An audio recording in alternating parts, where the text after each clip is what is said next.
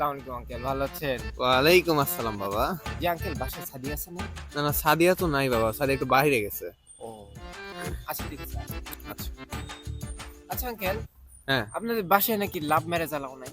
কে বলছে তোমাকে এই কথা? আমি আর তোমার আন্টি আর আমি তো প্রেম করেই বিয়ে করছি। দীর্ঘ ২৫ বছরের প্রেম। ও আচ্ছা, তাহলে আপনাদের জাত মনে হয় একই ছিল। আরে না, না। তোমার আন্টি ছিল হিন্দু, আমি হলাম মুসলিম। জাত তো দূরের কথা, আমাদের তো ধর্মই আলাদা। ও তাহলে সাদিয়া বলল যে আপনাদের বাসায় লাভ ম্যারেজ অ্যালাউ নাই। এটা কেন আরে বললো? বাবা কালু, শোনো কালকে তো তোমাদের বিয়ে নিয়েই তো সাদিয়া আমাদের সাথে কথা বললো। ও আঙ্কেল, কিন্তু আমার নাম তো কালু না, আমার নাম তো চান্দু। তাহলে বাবা এখন তুমি বুঝে নাও যে সাদিয়া কারে ভালোবাসে, কারে চায়।